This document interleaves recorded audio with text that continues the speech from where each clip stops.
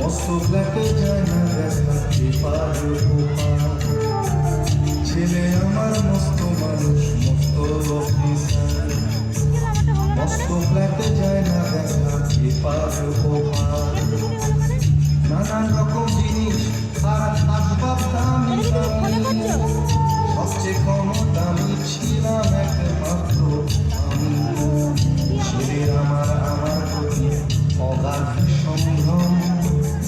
আমার ঠিকানা তাই বৃদ্ধাশ্রম